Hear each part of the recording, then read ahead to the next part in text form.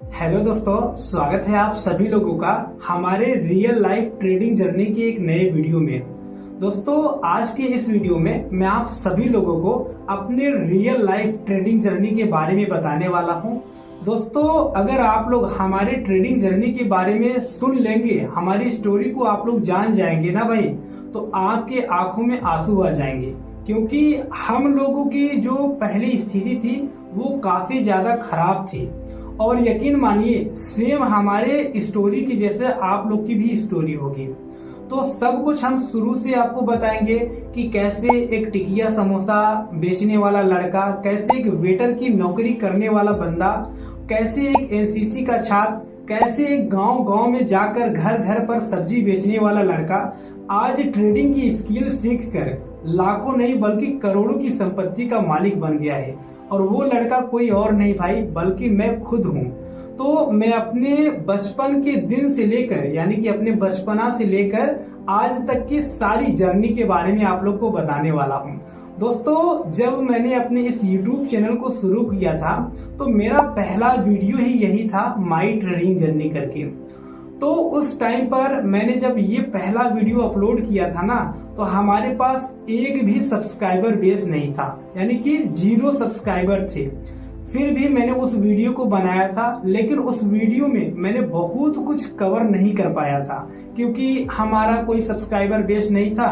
मैंने सोचा कि मैं अपने ट्रेडिंग जर्नी के बारे में बताऊंगा तो भला कौन ही दिखेगा। लेकिन आज के समय में आप लोगों का प्यार और सपोर्ट रहा, जिस वजह से हमारे चैनल के ऊपर भाई 2 लाख सब्सक्राइबर कंप्लीट हो गए हैं।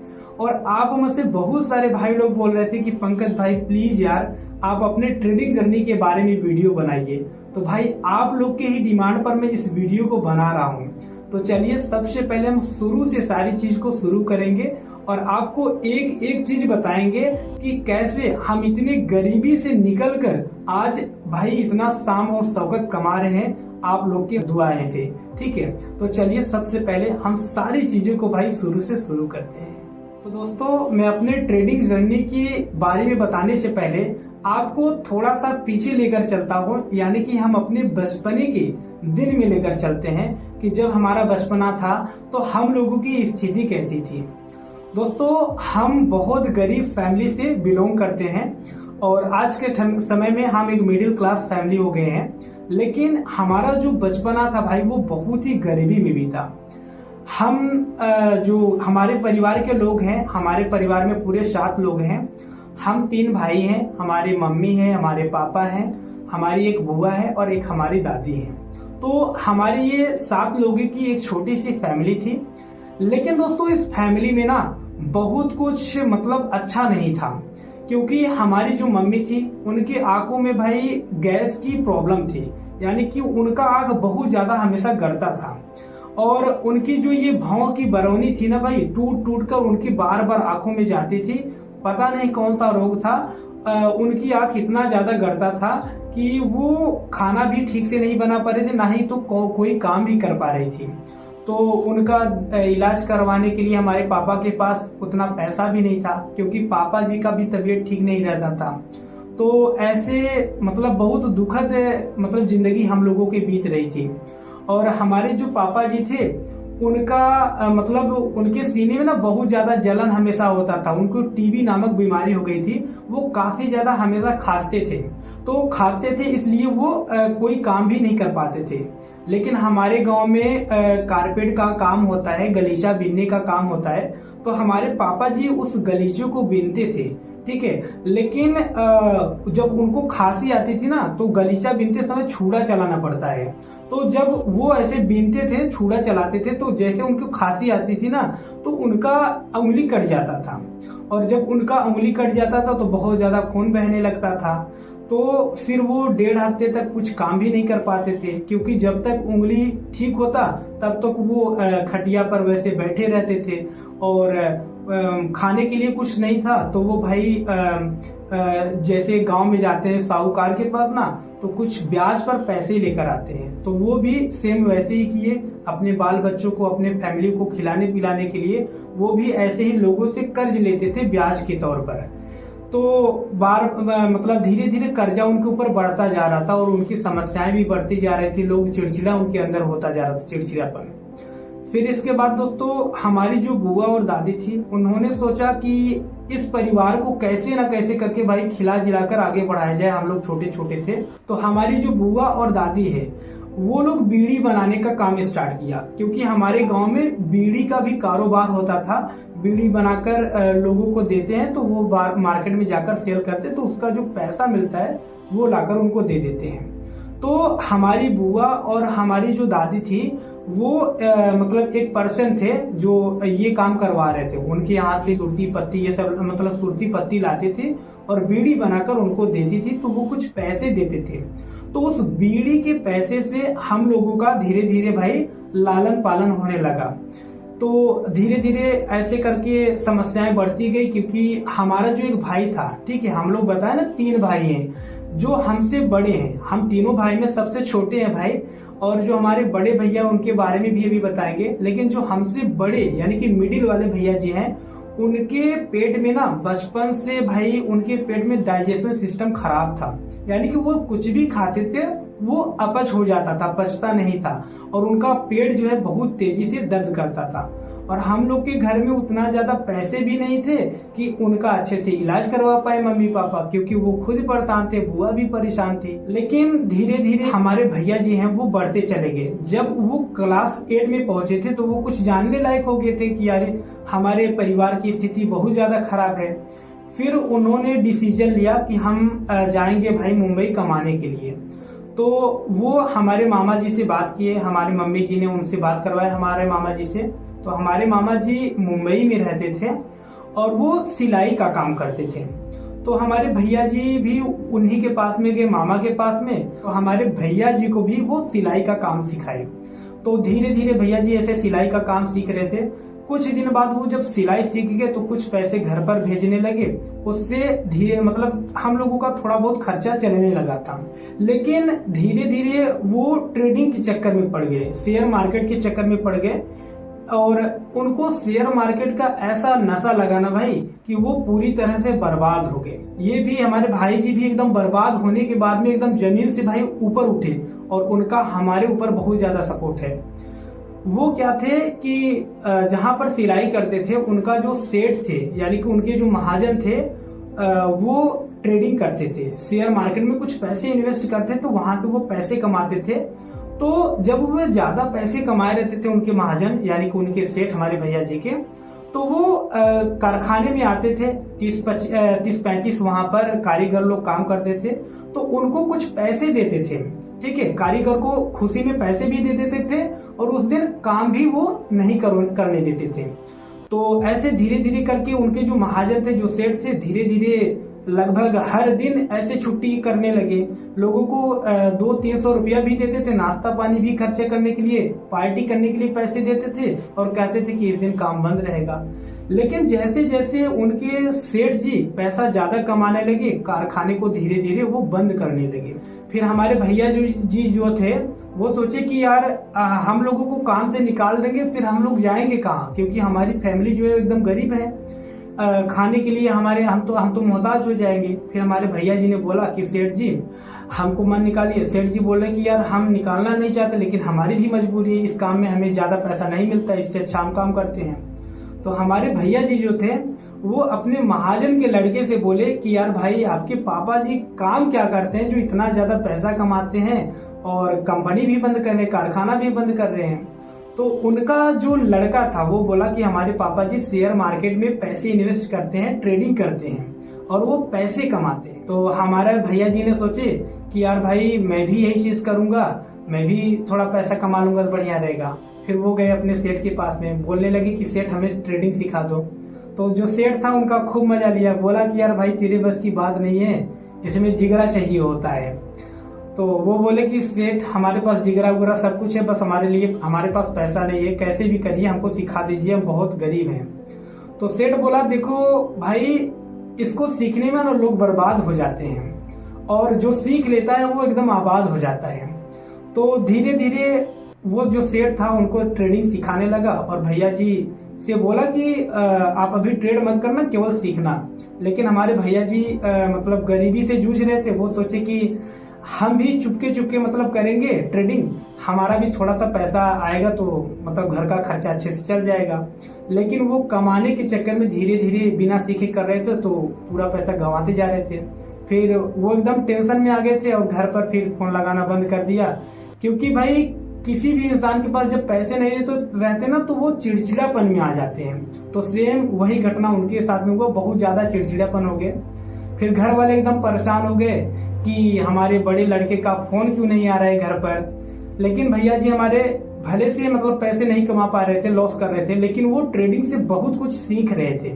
फिर दोस्तों तब तक हम क्लास 8 में पहुंच चुके थे, थोड़ा बड़े हम भी हो गए थे। उसके बाद हमने सोचा कि यार हम भी पैसे कमाएं। पैसे कमाने की लालच हमारे अंदर पहले से ही आ गई थी। तो हमारे गांव में एक मेला था। उस मेले में लोग तरह तरह के सामान बेच रहे थे। तो मैंने देखा ना कि वहां पर सब कुछ बिक रहा था, केवल भाई टिकिया और समोसा नहीं बिक रहा था। तो मैं अपने घर में दौड़कर भागा। ठीक है, तो हमने अपने मम्मी से बोला कि मम्मी थोड़ा टिकिया समोसा बना दीजिए, हम जाकर उस मेले में बेचेंगे। मम्मी जी हंसी बोली कि बेटा कौन लेगा तेरा टिकिया समोसा, शर्मा जाएगा तू बेचते समय। मैं बोला कि नहीं, मैं नहीं शर्माऊंगा। तो उन्होंने लगभग 20-25 टिकिया बनाए और 20-25 समोसे बनाए और हम मेले में लेकर गए। भाई ले जाते ही हमारा पूरा समोसा टिकिया बिक गया। हम तो बड़ी खुशी हुए। फिर ले गए, पैसा जो था मम्मी को दिए, बोले कि इसका और बनाइए, तो इसका सामान लाइए और बनाइए, इसको हम फिर से बेचेंगे। तो ऐसे करके दिन भर हम वहां पर टिकिया समोसा बेचे और हमारे अंदर पैसे कमाने की फिर लालच आ गई।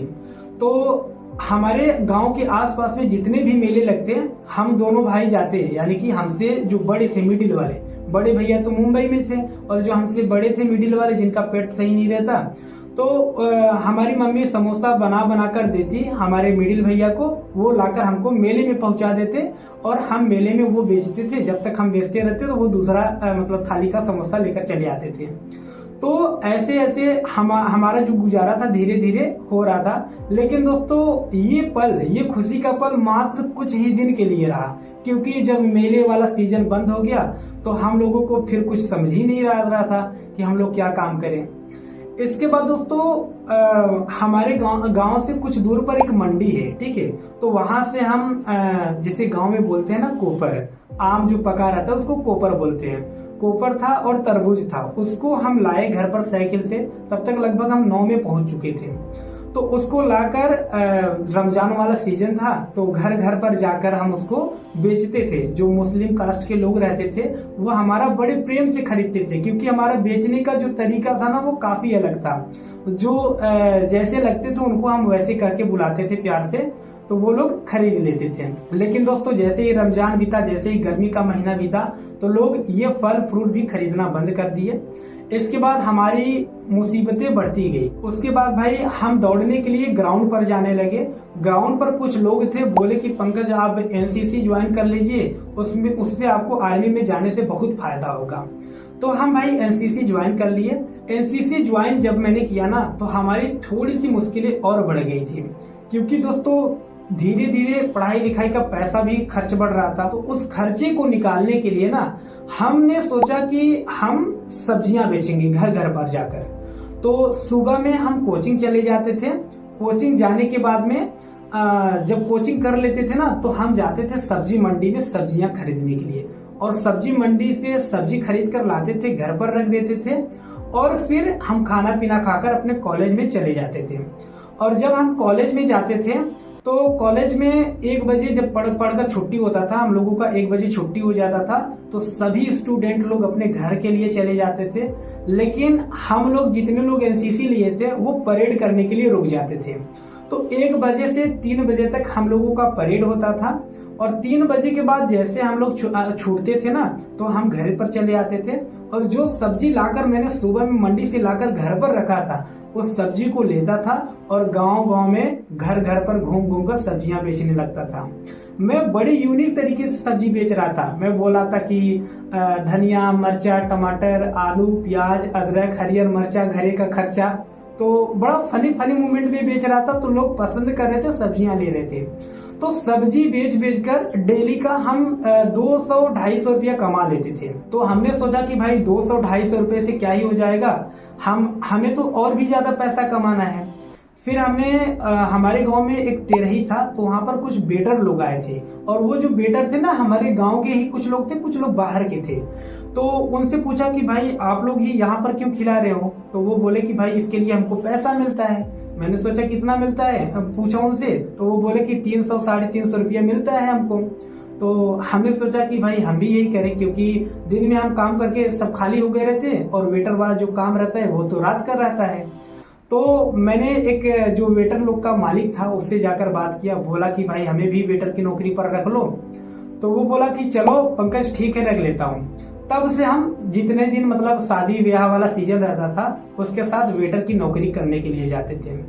तो 300-350 रुपया लगभग हमें वहां से मिल जाता था, और 200-250 रुपया हम सब्जी बेचकर कमा लेते थे। तो धीरे धीरे हमारे परिवार का जो खर्चा था भाई वो चलने लगा था, और कुछ पैसे हमारे पास बच भी रहे थे। फिर जब हम वेटर की नौकरी में जाते थे ना, तो वहां पर लोग यूनिक नहीं कर रहे थे, और मैंने सोचा कुछ यूनिक करूं, मैं इनसे और भी ज्यादा पैसे कमाऊं। तो जो वहां पर दूल्हे लोग रहते थे, मैंने सोचा कि इन्हीं से हमको पैसा ऐंठना है, कि तो दूल्हा के मामा से ऐंठना है, कि तो इसके बड़े भाई से ऐंठना है। ऐंठने का मतलब समझ लो, देसी भाषा में बता रहा हूँ भाई, कि उनसे कुछ पैसे हमको मांगना है। तो जो जयमाल होता है ना शादी विवाह में, तो जयमाल में ऐसे फूल बरसाते हैं लोग। तो जो फूल बरसाए रहते हैं दूल्हे दुल्हन के ऊपर, तो वही थोड़ा सा फूल हम ले लेते हैं, उसमें 2-4 ठे जो गुलाब का फूल रहता है उसको लेकर तोड़कर पानी में डाल देते हैं। पानी में डालने के बाद जब दूल्हा खाना खाने वाला रहता है, तो उसी मतलब पानी से, फूल वाले पानी से उसका हाथ धुलाते थे, और दूल्हे के पापा जी से बोलते थे कि दूल्हे के मामा जी से भी बोलते थे कि देखो भाई आपके बेटों को, दूल्हे राजा को हम फूल के पानी से हाथ धुला रहे, इसका हमें हक पर चाहिए। तो वो लोग खुश हो जाते थे कि यार लड़का बोल रहा है, चलो इसको 200-400 रुपया दे ही देते हैं, कोई बात नहीं है। फिर इसके बाद हम दूल्हे को प्यार से बड़े अच्छे से खाना खिलाते थे। जो दूल्हा था उसका जूठा बर्तन उठाकर हम भाई डस्टबिन में रखते थे, और जो दूल्हा जब खाना खाने लगता था ना, तो उसके मामा जी को, उसके पिताजी को, उसके बड़े भाई को, छोटे भाई को, उसके जितने भी रिलेटिव रहते थे, दूल्हे के पास में बैठा देते टेबल लगाकर, और इतना अच्छे से व्यवहार करके खाना खिलाते थे, वो लोग एकदम भाई खुश हो जाते थे। फिर उनसे बोले कि भाई देखो आपके बेटे को, यानी कि दूल्हे राजा जी को हमने फूल के पानी से हाथ धुलाया, आप लोग को इतने अच्छे से खाना खिलाया, भाई इसके लिए हमें कुछ पैसे दे दीजिए तो बढ़िया रहेगा। और वो लोग खुश हो जाते थे भाई। वो बोलते थे कितना चाहिए आपको, तो मैं बोलता था कि आपका जो दिल करे वो दे दीजिए। तो वो बोलते थे कि कितने लोग हो, तो हम बताते थे कि 10 लोग 12 लोग जितने लोग रहते थे, तो वो 100-100 रुपया ऐसे जोड़ के दे देते थे।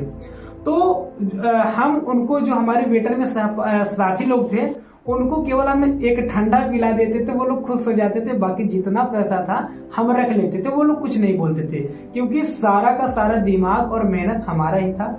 यानी कि हम थोड़ा सा वहां पर यूनिक क्या करने लगे, हमें वहां से ज्यादा पैसा आने लगा। तो धीरे धीरे जब हमारे पास पैसा बचने लगा था, तो हमने सोचा कि भाई इस पैसे को कहीं ना कहीं थोड़ा सा इन्वेस्ट किया जाए। फिर मैंने अपने घर वालों से बोला कि हमें एक मोबाइल चाहिए, हम मोबाइल में थोड़ा मतलब पढ़ने के लिए भी देखेंगे और थोड़ा वीडियो बनाने के लिए सोच रहे थे। तो लेकिन हमको कुछ समझ में नहीं आ रहा था, बस हम सोचे कि एक मोबाइल हम ले लें। तो अपने घर वालों से बोले कि हमको एक मोबाइल चाहिए। तो घर वालों ने बोला कि उतना पैसा तो है नहीं। तो जो बुआ थोड़ा बीड़ी बनाकर पैसा रखी थी वो हमको दी, और थोड़ा हमारे जो बड़े भैया जी मुंबई में रहते थे, कुछ पैसा 2000 लगभग उन्होंने दिया था, और थोड़ा बहुत पैसा हम कमाकर जो वेटर की नौकरी से सब्जी बेचकर रखे थे, उस पैसे को लगाकर भाई हम एक टेक्नो स्पार्क का मोबाइल खरीदे। और उस मोबाइल को खरीदने के बाद ना, मैंने उस यूट्यूब जब ओपन किया तो यूट्यूब में पहले बोला कि भाई सर्च जब किया हमने, कि बोला कि पैसे कैसे कमाएं, मेहनत करके पैसे कैसे कमाएं, बिना मेहनत किए पैसे कैसे कमाएं। तो भाई बड़ी डिफिकल्ट मतलब हमने वहां पर क्वेश्चन को बोला उसमें, ठीक है, ऐसे बोलने वाला रहता है ना। तो वहां पर जैसे हमने सर्च किया तो अलग अलग तरह का आंसर आता, वीडियो देखते लेकिन माइंड एकदम काम नहीं करता। फिर एक बार हम बोले थे कि बिना मेहनत किए हम पैसों से पैसा कैसे कमाएं, तो वहां पर पुष्कर राज ठाकुर जी का एक वीडियो आया और वो उस वीडियो में बता रहे थे कि शेयर मार्केट नाम की कोई चीज होती है, इसमें ट्रेडिंग भी होता है, ट्रेडिंग में पैसे डबल ट्रिपल 4 गुना 5 गुना भी होते हैं। तो मैंने सोचा, वीडियो देखा, मुझको बड़ा सरल लगा कि भाई मैं भी कर सकता हूँ ऐसा। तो मैं एकदम खुश हो गया कि अब हमारा जो 200 रुपया रहेगा 400 बना देंगे, फिर डबल करेंगे 800 हो जाएगा, फिर उसका डबल करेंगे भाई 1600 हो जाएगा, 3200, ऐसे हमने सपना सजाने लगे। फिर क्या हुआ, हम एक डीमेट अकाउंट अपस्टॉक में खोले। ठीक है, सबसे पहले हमारा जो डीमेट अकाउंट खुला था अपस्टॉक में, तो वहां पर हमने कुछ पैसे डाले, जैसे 5000 रुपया डाला, और हमें पता नहीं था, हमें कुछ भी नहीं पता था, बस इतना पता था कि मार्केट ऊपर जाने वाला रहेगा तो हमें कॉल ऑप्शन खरीदना है। और जब हम बाई करे तो वहां पर हमको लॉस हो गया लगभग 1000 रुपए का। हमारा दिमाग एकदम घूम गया कि भाई इतना मेहनत से पैसे आ रहे हैं, हमने एक दिन में 1000 रुपया लॉस कर दिया। इसके बाद हमने लगभग 1 हफ्ता ट्रेडिंग नहीं किया। इसके बाद धीरे धीरे मैंने सोचा कि यार ऐसे काम नहीं चलेगा, फिर से एक बार रिस्क लेते हैं। तो उसमें कुछ पैसे हमने और डाले, यानी कि लगभग 1000 रुपया हमने और डाला, फिर से 5000 रुपया किया। और भाई इस बार तो पूरा पैसा खाली हो गया, क्योंकि हमें पता नहीं था कि ट्रेडिंग के अंदर एक्सपायरी नाम की कोई चीज होती है। उसके बाद भाई बहुत ज्यादा डिप्रेशन में चले गए हम कि भाई यहाँ पर इतना तगड़ा पैसा लॉस होता है। तो कुछ दिन हम ट्रेडिंग बंद कर दिए। इसके बाद मैंने सोचा भाई कि अगर यहाँ पर मेरा जो पैसा लॉस हुआ है ना, तो कोई ना कोई बंदा जरूर कमाया होगा, और अगर वो कमा सकता है तो मैं क्यों नहीं कमा सकता हूँ। ये मोटिवेशन हमारे अंदर आई। लेकिन धीरे धीरे हम ट्रेड करते गए, लॉस होता गया, ट्रेड करते गए, लॉस होता गया। इसके बाद कुछ पैसे जुटाए, एक कोर्स बाय किए। कोर्स में ज्यादा दमदार था ही नहीं, वो लोग मतलब ये इधर उधर चूतिया बनाकर पैसा ले रहे थे केवल, तो वहां से भी खाली हाथ में लौटा। इसके बाद दोस्तों मुझे एहसास हुआ कि हमारे पास एक मोबाइल जब तक रहेगा तब तक हम लॉस करते रहेंगे। इसके बाद हमने सेकंड में सैमसंग J2 का एक और फोन खरीदा था। इसके बाद उस मोबाइल में हम चार्ट देखते थे और अपने टेक्नो वाले मोबाइल से ऑर्डर को पंच करते थे। तो ऐसे करते करते ना थोड़ा थोड़ा हमें प्रॉफिट होने लगा। वहां से ट्रेडिंग हमारी स्टार्ट हुई। लेकिन हमें एकदम बेहतरीन झटका तब लगा था कि जब हम एनसीसी कर रहे थे। तो एनसीसी करते समय आर्मी का भर्ती आया था। जैसे हमारे एनसीसी कंप्लीट हो गया, आर्मी का भर्ती आया, तो हम वहां पर दौड़ने गए, लेकिन वहां पर हमें अंडर हाइट से छाड़ दिया गया आर्मी में। उसके बाद मैं घर पर आया, एकदम दुखी हो गया कि अब मैं क्या करूं। मुझे कुछ समझ में नहीं आ रहा था, क्योंकि मेरा जो सपना था भाई आर्मी में जाने का था। तो मैंने सोचा कि 3 साल हमने एनसीसी किया भाई, कंप्लीट किया पूरा, लेकिन मुझे केवल अंडर हाइट की वजह से छाड़ दिया गया। एकदम पूरा दिल टूट गया था भाई, समझ लो। उसके बाद हमने पूरा फोकस ना एकदम ट्रेडिंग पर झोंक दिया। मैंने सोचा कि अब करना तो यही है, क्योंकि हमारे भैया जी उधर पूरा बर्बाद हो गए थे, हमको पता भी नहीं था कि वो यही चीज कर रहे थे। उसके बाद धीरे धीरे हम सीखते गए। उसके बाद भाई क्या हुआ, लॉकडाउन का समय आ गया था। हमारे जो भैया जी थे वो घर पर आए, क्योंकि उनका शादी लग गया था, शादी होने वाली थी। तो वो आए, बोले कि क्या तू कर रहा है। मैंने बोला ट्रेडिंग। बोले कि तो बहुत खतरनाक होता है, इसमें ही हमारा पूरा पैसा गया है। तो उनको तो बहुत एक्सपीरियंस लेकिन हो चुका था। वो फिर हमको धीरे धीरे और अच्छे से पास में बैठकर सिखाने लगे। धीरे धीरे हम लोग सीख गए ट्रेडिंग। तो हमारे भाई का जब शादी था तो हमारे घर पे बहुत ज्यादा मेहमान आए थे। तो हमारे मामा के एक लड़के थे, उनका नाम है सुजीत भाई। जब हमारे घर वो आए थे तो हम लोग ट्रेड कर रहे थे, हम और हमारे भैया जी बैठकर ट्रेड कर रहे थे। एक दिन में हमने लगभग 67,000 कुछ रुपए का प्रॉफिट बनाया था। तो वो बैठे थे, बोले कि यार 67,000 तूने कमा लिया। मैंने बोला हाँ भाई मैंने 67,000 रुपया कमा लिया।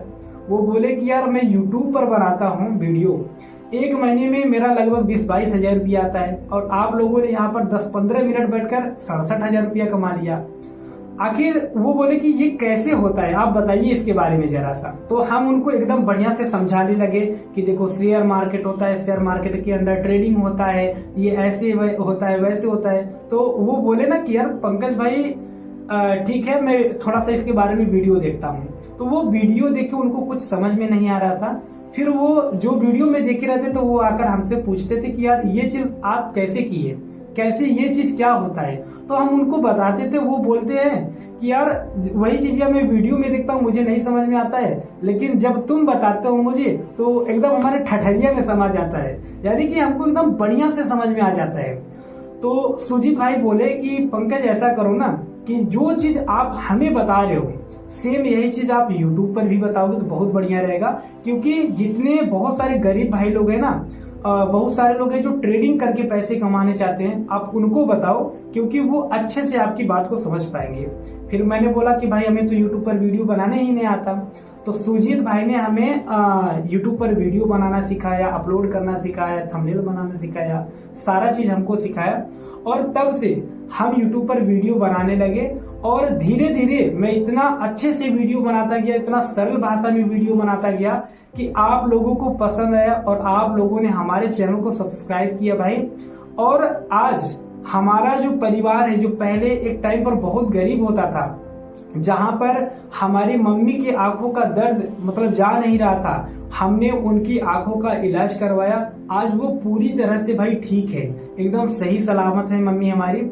जहां पर हमारे पिताजी का सीना दर्द करता था, टीबी का बीमारी था, खांसते थे बहुत ज्यादा, हमने उनका भी इलाज करवाया, वो भी आज एकदम अच्छे से रहते हैं, एकदम ठीक हो गए हैं भाई। भगवान की बहुत बहुत दया है, आप लोग का आशीर्वाद है, वो एकदम सही हो गए हैं। और जो वो गलीचे का काम करते थे और हमारी बुआ बीड़ी का काम करती थी, अब वो लोग वो सब काम हम छुड़वा दिए, अच्छे से हम लोग कमाते हैं। और जो हमारे भाई का पेट का बीमारी था, यानी कि जो डाइजेशन सिस्टम खराब थी ना, हम लोग बनारस के अच्छे से अच्छे हॉस्पिटल में, प्राइवेट हॉस्पिटल में उनका इलाज करवाए। आज भगवान की दया से भाई वो भी एकदम बढ़िया हो गए हैं, एकदम ठीक हो गए हैं। और जहां पर हम लोगों के लिए रहने के लिए अच्छा मकान नहीं था, जहां पर हम लोग झोपड़ी में रहते थे, आज हमारे पास 2 मंजिला मकान हो गया, एकदम बढ़िया सा।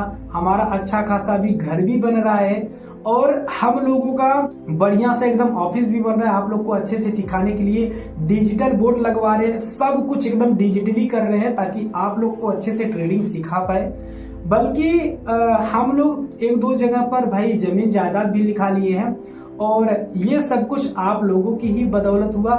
आप लोग इतना YouTube पर हमको प्यार और सपोर्ट दिए और मैं जो ट्रेडिंग सिखाता हूँ आप लोग को बहुत कुछ फ्री में सिखाता हूँ। बाकी दोस्तों मैं YouTube पर जैसे आपको फ्री में सिखाते आ रहा हूँ ना, मैं आपको फ्री में YouTube पर भी सिखाते रहूंगा। और आप लोग का बहुत बहुत धन्यवाद करना चाहता हूँ कि आप लोग इतना सपोर्ट किए, जिससे हमारी पूरी की पूरी फैमिली खुश है। और आज हमारे चैनल पर 2 लाख सब्सक्राइबर कंप्लीट हो गए हैं। कहाँ अगले साल भाई, जब मैंने शुरू में पहला वीडियो बनाया था हमारे पास 0 सब्सक्राइबर थे, लेकिन आप लोग के प्यार और सपोर्ट से 2 लाख सब्सक्राइबर कंप्लीट हो गए हैं। इसके लिए थैंक यू वेरी मच।